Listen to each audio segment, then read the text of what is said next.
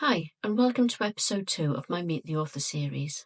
I'm Anna Marie Morgan, author of the D.I. Giles and the D.I. Mackenzie series of murder mystery thriller books. And in this episode, I'd like to concentrate on my most frequently asked question, which is, where do you get your ideas from?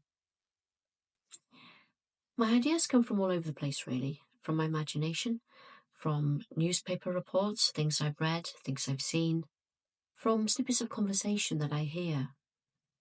I think as human beings, we are driven to find answers to mysteries that seemingly have no answer, or that, for instance, if someone vanishes in thin air, or if there's been a murder and we don't know who did it, we have a need to know. And part of that is to protect ourselves. We need to know what we need to be wary of. And part of it is just that need to have that open loop closed. And I think that's partly what I do with my books, is that I contemplate mysteries, some real, some imaginary, and figure out what might have gone on in those. And I tackle that in my books. I try never to make my mysteries too close to any real story in the world.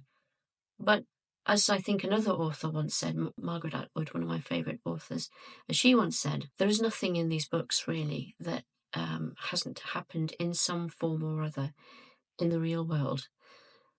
So I would say that my stories, although they're tackling imaginary crimes, imaginary serial killers, or imaginary killers from a neighbourhood, I'm actually, in my own mind, giving myself closure to things I've heard, seen, or imagined. What about my two main characters, D.I. Yvonne Giles and D.I. Grant Mackenzie? D.I. Yvonne Giles begins her working career in Oxford, a very busy city with a great mix of crimes. So she sees a lot early in her career. The first book, Deathmaster, sees her tackling a particularly vicious serial killer. And this leaves her in need of some much needed rest and recuperation. Her past is marred by loss, the sudden losses of two people very close to her at different times in her life. And it's left her anxious and aware of her own mortality. She's prone to panic attacks, and we see this especially in the early books. But she meets a psychologist, Tasha Phillips, who helps her regain her sense of self and feel more comfortable about her place in the world. Yvonne is an empathic, gentle detective. She feels for her victims, not her victims, they're not her victims, they're the victims of the serial killers, but she feels very much for those victims and their families. She knows what closure means. D.I. Grant Mackenzie is a family man. He's soft-centred, but he can have a hard exterior when necessary, especially when he takes hold of an offender and pushes them up against the wall. That's something that Yvonne Giles will never do. But he shows great love and sensitivity towards his family, his wife Jane and their 3 young children, Davy, Craig and Martha. He adores them, and his big regret, is that he doesn't get to see his children to sleep many nights because he's working late on a case. His tough side shows when he comes up against the Edinburgh kingpins. And he does this in the first novel, Murder on Arthur's Seat, where he's trying to find out what has happened to his nephew, Gordon, also known as Goose. You see him up against it in this novel because he's under pressure, personal pressure, because his sister's fraught, he's fraught, wondering what's happened to his nephew.